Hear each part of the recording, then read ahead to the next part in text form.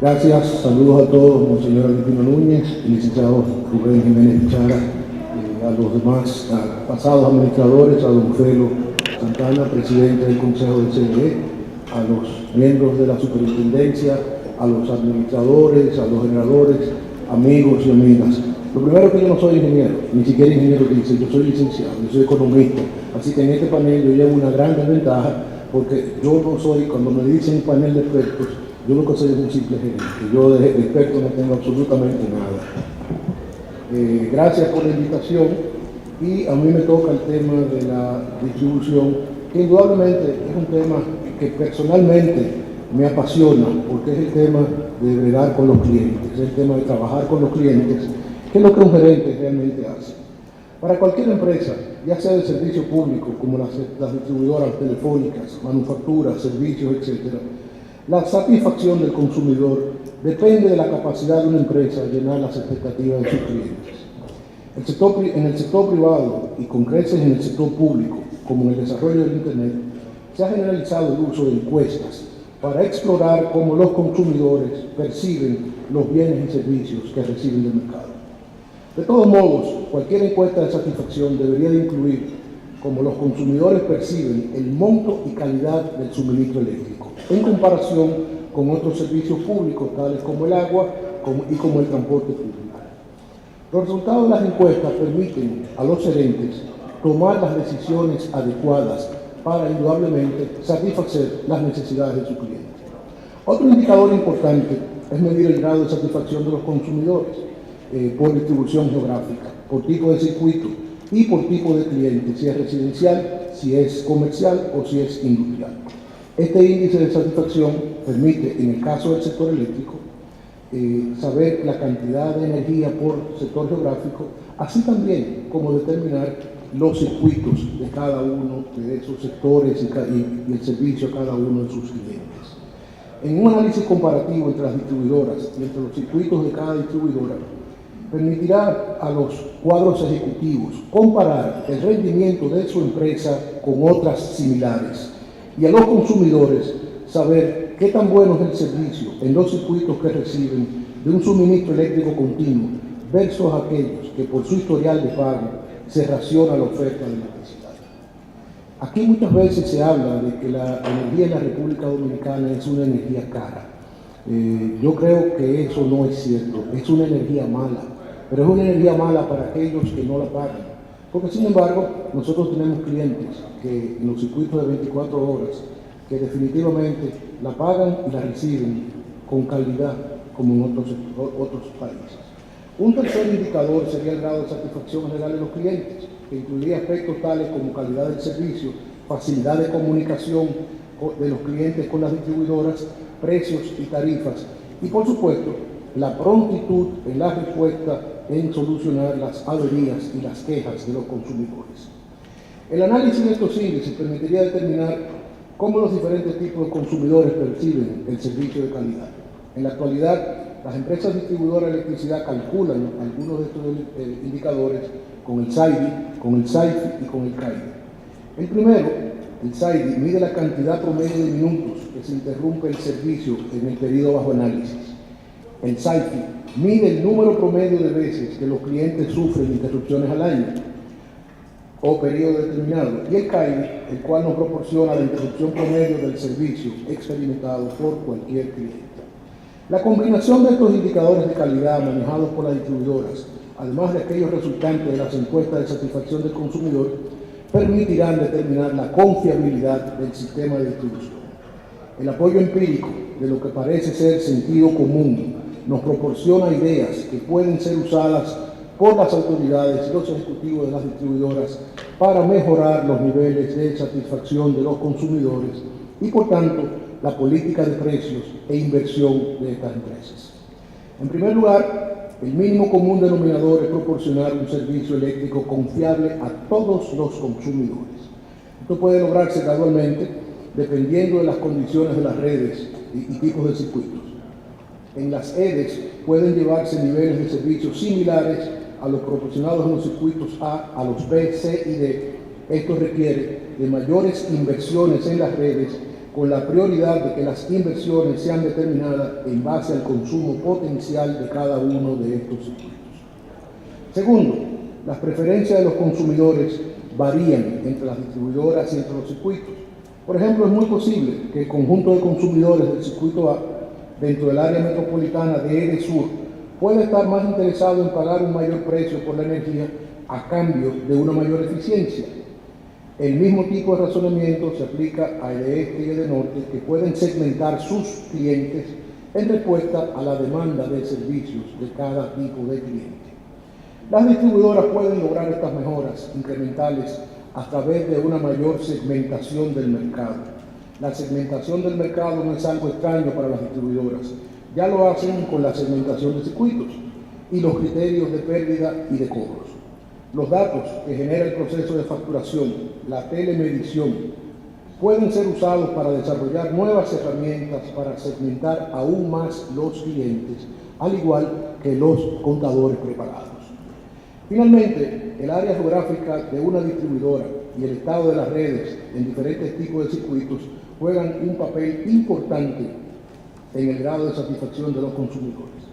Esto significa que puede tomar mucho más tiempo satisfacer a los clientes de EDENORTE que a los de EDESUR, debido a la dispersión y mayor área geográfica y a la costosa matriz de generación de EDENORTE. También significa que la satisfacción de los circuitos carenciados dentro de cada distribuidora será un proceso mucho más largo que la de los circuitos A, debido a la cultura de no pago en los mismos y el nivel socioeconómico de los clientes. Y aquí me centro más en el nivel socioeconómico que en la cultura de pago, porque mi experiencia era que el cliente de bajos recursos era mejor pagador que el de gran recursos, que es el gran evasor y el que roba más energía al sistema eléctrico nacional. La satisfacción de los clientes es suma importancia para lograr el equilibrio de las distribuidoras, el equilibrio operacional, pues el grueso de los ingresos requeridos para alcanzar tal objetivo tendrá que producirse a través de mayor recuperación de energía. En la actualidad, las distribuidoras satisfacen entre un 83 y un 85% de la demanda nacional. Si el objetivo de las nuevas plantas de carbón es satisfacer el 100% de la demanda, entonces la energía adicional se tendrá que producir, se tendrá que destinar para los circuitos B, C y D, donde existe un déficit considerable, pues están sujetos a racionamientos que oscilan entre 4 y 10 horas diarias. El incremento de la demanda de los circuitos A, por definición, será marginal, y cualquier aumento adicional vendrá del crecimiento poblacional, del ingreso per cápita y de la electricidad de la demanda en esos circuitos. Por tanto, será necesario concentrar los esfuerzos de recuperar energía perdida por fraude y mala calidad de las redes en los circuitos B, C y D, así como cualquier energía adicional que puedan suplir las nuevas plantas. Como se puede observar, los circuitos A representan un 59% del total de los circuitos y casi el 65% de la energía suministrada, mientras que las pérdidas ascienden casi a un 13% en EDESUR en los circuitos A y a un 18% en EDENORTE y en EDESTE. Estos números estimulan nuestro optimismo, pues nos indican que casi el 60% del problema del sector eléctrico está resuelto con energía 24 horas y 7 días a la semana. En estos circuitos, los esfuerzos de las distribuidoras tienen que estar orientadas, 1, a reducir las pérdidas de energía rápidamente a un 12% con un fuerte programa de inversión y telemedición. 2, ejecutar una política dirigida a aumentar la satisfacción de los clientes a través de mejores servicios y menores interrupciones de averías. Y 3, llevar los precios a una tarifa técnica una vez se alcancen ciertos índices de satisfacción. Que se oiga bien, después que se alcancen ciertos índices de satisfacción, para que nadie salga diciendo que yo propuse tarifa técnica. Ya, aprendí mucho en esos 3 años, a que digan lo que yo no dije. Para los circuitos A también podemos observar que tanto EDENORTE como EDESUR exhiben un CRI por encima del 85%, que indica que estas distribuidoras han alcanzado un alto grado de eficiencia operacional en dichos circuitos. En otras palabras, la política de segregación de circuitos por parámetros de pérdida y cobro ha funcionado. El problema se encuentra en el 40% de los circuitos restantes B, C y D, que absorben el 35% de la energía suministrada y representan entre el 55 y el 80% de las distribuidoras, de la pérdida de las distribuidoras. Eso indica que el estado actual de las redes, en un alto porcentaje de la energía adicional que se suministra a estos circuitos y reducir el financiamiento, hay que invertir mucho dinero. Por tanto, ese programa de rehabilitación debe ser prioritario para estas empresas de distribución. En el caso de es emblemático la necesidad de inversión en el sector de distribución.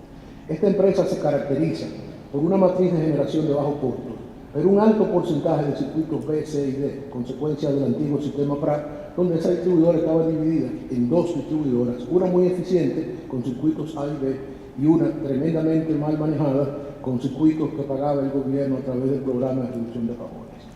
En el caso específico, la reducción adicional de precios que se produciría como resultado de la entrada de nuevas plantas de carbón implica que con un efectivo programa de inversiones, EDE podría producir un superávit en sus ingresos sin necesidad de un aumento en la tarifa en su área geográfica de concesión.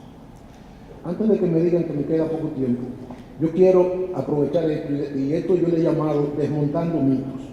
Yo creo que el problema, lejos de lo que se cree, no es un problema difícil.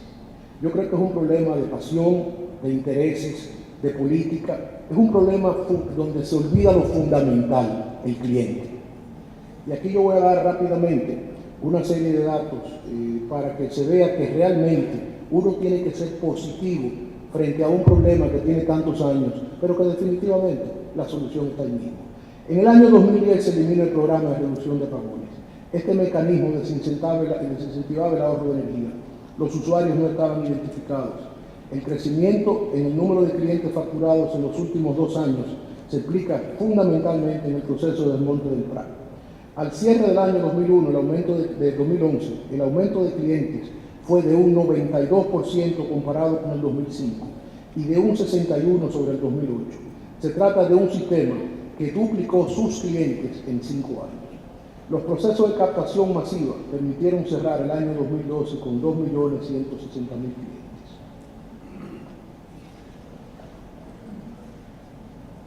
El PRA se reemplazó, el programa cubre 100 kilovatios por familia. Al cierre del 2011, 360.000 hogares estaban incorporados al proyecto. Programa Bonoluz, yo creo que ese es uno de los programas más bonitos que ha emprendido el gobierno de la República Dominicana, por 2 razones. Primero, va en auxilio del que realmente lo necesita. Nos evitamos esas distorsiones del PRA, donde todos queríamos ser parte de los barrios PRA y pagar 500 pesos, no importaba la cantidad de energía que consumiéramos. Aquí se va directamente a ese que lo necesita, y el programa del PRA ha crecido del 2009 al 2014 en casi 500.000 de clientes. Proyecto de rehabilitación de redes, yo creo que para todos los administradores de las distribuidoras tiene que ser algo fundamental, y sobre todo para el vicepresidente ejecutivo de la CDE, y eso demuestra que con poco dinero se puede, si hay un proyecto rentable, es el proyecto de rehabilitación de redes. El caso de los Alcarrizos es un caso emblemático que yo recuerdo. Los Alcarrizos perdían 25 millones de dólares al año. Con una inversión de 25 millones, los Alcarrizos se convertían en un circuito de 24 horas y se recuperaba la inversión en apenas un año. Ya quisieran muchas empresas de nuestro país poder recobrar su inversión en un año. El Prisma, ese es otro proyecto interesantísimo que está siendo continuado y tiene que seguir continuando en el futuro, que es la telemedición de los clientes de mayor consumo.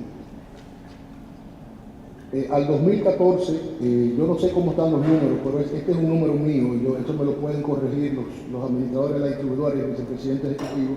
Ya el 65% de la factura debía estar telemedida, con una inversión de 9.2 millones en la primera etapa y una inversión en la segunda de 17 millones de dólares ambas veces. Un proyecto emblemático fue el proyecto del Manguito, y el proyecto de contadores prepagados es algo que hay que impulsar en la República Dominicana. ¿Por qué? Muy sencillo. El 50% de los clientes de las distribuidoras no tienen capacidad de pago, y muchas veces a ese cliente se le suspende la energía con una factura de 500, 600 pesos, sin embargo, tiene que pagar en reconexión 350 pesos. Y eso realmente es un crimen al presupuesto de personas que apenas pueden comer y vivir. Y se ha demostrado que el sistema prepago ahorra un 20% de consumo. Y en un país donde todo el mundo tiene un celular y ya casi todos estamos teniendo parábolas, realmente la gente está entrenada al sistema de prepago. Y se demostró en el Manguito. En ese proyecto, en el Manguito se perdía el 97% de la energía y apenas se cobraba el 3%. Esa matriz se invirtió. Hoy se entrega el 97% y se pierde el 3%, lo cual demuestra que realmente sí se puede. Bien, yo no sé cómo estoy de tiempo, se me apagó el celular, me queda todavía, perfecto. Bien, por último, aquí hay el sistema, en el resultado de reducción de pérdidas, el sistema pasó de tener pérdidas del 45.7 en el 2005 a 32 en el 2011. Y hay que recordar algo que mucha gente olvida y que mi querido amigo Jesús Bolinaga, cuando en una presentación que yo hice en el CONEP, al final me dijo, tú tienes razón, y es que durante la gestión nuestra, los barrios PRA se convirtieron en clientes regulares y la reducción de pérdidas fue mucho mayor de lo que al final daban los números por el hecho de haber incorporado casi 500.000 clientes que ni estaban registrados ni estaban pagando, y eso es un proceso que toma tiempo. Y el tiempo no es mucho. Otro factor interesante en las distribuidoras es medir la cantidad de clientes empleados por cliente. En el año 2005, las distribuidoras tenían 212 empleados por cliente. Eso no quiere decir sustituir empleados, eso quiere decir buscar más clientes. En el año 2011 había 377 clientes por empleado. Entonces, yo ahorita oía algo que uno de los expositores anteriores decía, no recuerdo cuál de ellos fue, pero tampoco. Y yo creo que se cree en el sistema eléctrico, yo creo que la población habla del sistema eléctrico. Yo no sé si fue el ingeniero Sánchez que mencionó algo específico sobre eso, pero hablaba de la politización y todo eso. Y nosotros aprovechamos, en medio de la campaña electoral, que decía que la gente no cree en el sector eléctrico. Yo creo que sí. Esto es una encuesta de febrero del 2012, donde dice cuáles son los 10 principales problemas que el próximo presidente, por supuesto, Danilo Medina, porque Hipólito Mejía no ganó, ¿qué tendría que enfrentar al asumir en agosto del 2016? Pues lejos de lo que todo el mundo pensaría que el problema eléctrico era el principal. No, el problema era la economía y el desempleo, después la corrupción, 34 y 19, la baja calidad de los servicios, 14, la inseguridad y la delincuencia, un 13, el costo de la vida, un 11, la pobreza, un 6, y los apagones, con un 3%. Por cierto, esa encuesta fue del Partido Revolucionario Dominicano, no del Partido de la Liberación Dominicana. Bueno, que no, sin entrar en temas políticos, yo no entro en temas políticos, yo soy gerente. Conclusiones. Yo creo que es necesario una auditoría y un levantamiento de los activos que a este momento se desconocen en el sector eléctrico. Un plan de seguimiento a la gestión financiera con indicadores establecidos. Una revisión del marco de la Ley 125.01. El fortalecimiento de la autonomía de la superintendencia. El fortalecimiento del organismo de control. La revisión de los contratos. Cumplimiento del plan de expansión. El plan de eliminación de la Comisión Nacional de Energía, ya que se ha creado el Ministerio de Energía y Minas, que pasa a ser una parte del Ministerio de Energía y Minas, y continuar con la construcción de la planta de carbón de Catalina, porque no va a haber distribuidoras y no va a haber clientes si no hay energía suficiente. Y por supuesto la ampliación del ciclo combinado. Por último, antes de que doña Iraima me mande ya a salir, yo quiero terminar esto con dos citas que normalmente yo termino con ellas. Hay una de Sergey que dice: el éxito no se logra solo con capacidades especiales. Es sobre todo un trabajo de constancia, método y organización. Y por último, esta que para mí tiene un significado muy especial. Para nadie es un secreto, yo sufrí de polio a los 4 años y yo tuve la gran fortuna de que mis abuelos tuvieron los recursos para mandarme precisamente al hospital que fundó el presidente Roosevelt cuando le dio polio. El presidente Roosevelt siempre fue una inspiración para mí. Y yo recuerdo que a los 8 años yo le pregunté a mi mamá que si yo lo vi en una foto en una silla de ruedas, ¿quién era ese señor? Me dijo, fue presidente de los Estados Unidos. Yo le dije, igual que yo con polio, yo no quiero ser presidente, yo quiero ser empresario. Y yo he logrado mi sueño de ser empresario. Y el presidente Roosevelt decía lo siguiente: La única limitación a nuestras realizaciones del mañana son nuestras dudas de hoy. Sigamos adelante con fe fuerte y activa. Muchas gracias.